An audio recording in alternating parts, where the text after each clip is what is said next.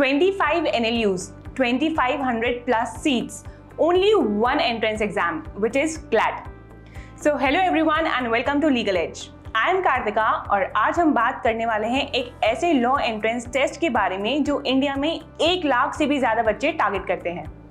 CLAT is Common Law Admission Test which is conducted by the Consortium of NLUs. ये तो सभी जानते हैं, बट CLAT का एलिजिबिलिटी क्राइटेरिया क्या है, पेपर पैटर्न क्या है, मार्किंग स्कीम, सिलेबस, फॉर्मेट, इन सब चीजों के बारे में हम आज डिस्कस करते हैं.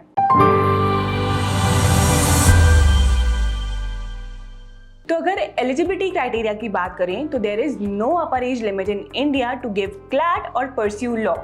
तो आप किसी भी एज से हो, आप CLAT भी दे सकते हो और इंडिया में लॉ भी परस्यू कर सकते हो.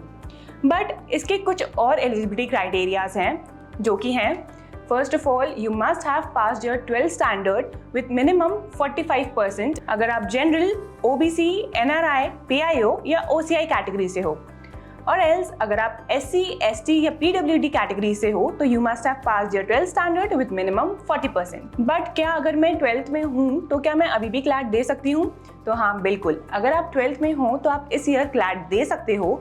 बस रिक्वायरमेंट ये है कि एडमिशन के टाइम पर आपको आपकी 12th की मार्कशीट सबमिट करनी पड़ेगी और तब तक आपके बोर्ड्स हो जाएंगे. अब अगर फॉर्मेट की बात करें तो CLAT साल में एक बार होता है विच इज इन दिसंबर, और ये आपको सेंटर पे जाके देना पड़ता है offline mode which is pen and paper. और अगर मार्क्स की बात करें तो CLAT का पेपर होता है 120 मार्क्स का जो MCQ पैटर्न बेस्ड होता है.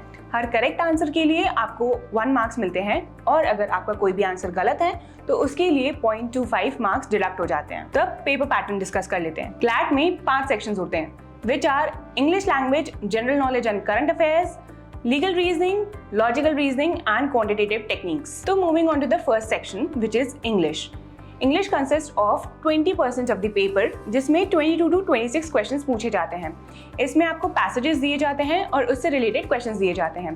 Passages are around 450 words जो कि एक 12th स्टैंडर्ड के स्टूडेंट से एक्सपेक्ट किया जाता है कि वो रीड कर ले, कॉम्प्रिहेंड कर ले और समझ ले 5 to 7 मिनट्स में. Second section is current affairs with general knowledge which is approximately 25% of the paper जिसमें 28 to 32 questions पूछे जाते हैं. तो अब अगर करंट अफेयर्स की बात करें तो इसके लिए कोई टाइम लिमिट तो नहीं दी है कंसोर्शियम ने, बट अगर देखा जाए पास्ट ईयर के पेपर्स को तो लास्ट 1 ईयर के क्वेश्चंस पूछे जाते हैं. और अगर जनरल नॉलेज की बात करें तो questions related to contemporary events of significance from India and the world, arts and culture, international affairs and historical events of continuing significance, इन सबसे रिलेटेड क्वेश्चंस पूछे जाते हैं. Third section is legal reasoning which is also 25% of the paper जिसमें से 28 to 32 questions पूछे जाते हैं.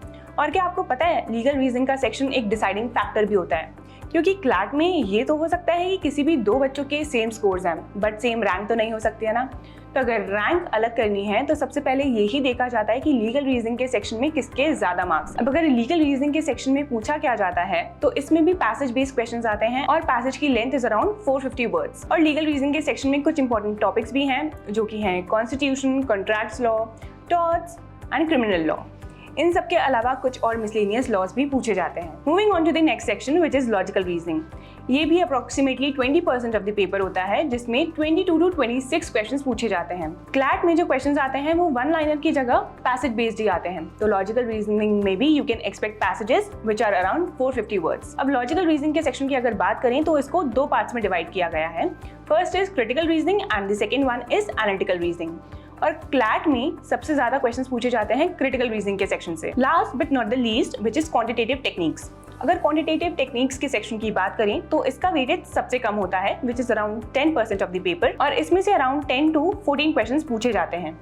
अब ये भी होता पैसेज बेस्ड है बट ये डेटा इंटरप्रिटेशन सेट्स के फॉर्म में आता है जिसमें आपको एक पैसेज में पूरा डेटा दिया रहता है, आपको फॉर्मूलाज अप्लाई करना होता है और आंसर ड्राइव करना होता है. अब अगर QT के कुछ इंपॉर्टेंट टॉपिक्स की बात करें तो वो हो जाते हैं percentage, ratio and proportion, probability, averages, simple interest, compound interest etcetera. तो ये तो हमने बात कर ली सारे सेक्शंस की.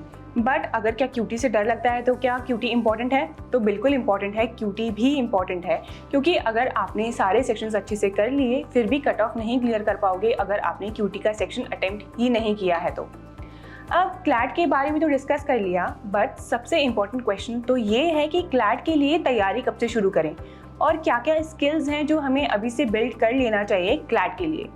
तो अगर बेस्ट टाइम की बात करें क्लैट की प्रिपरेशन स्टार्ट करने के लिए, तो वो कहा जाता है कि 11th स्टैंडर्ड है, बिकॉज 11th स्टैंडर्ड में आपके पास सफिशिएंट टाइम होता है। और अगर आप 12th स्टैंडर्ड में क्लैट की प्रिपरेशन स्टार्ट कर रहे हो तो तब आपके पास बोर्ड्स का भी प्रेशर होता है और क्लैट का भी प्रेशर होता है।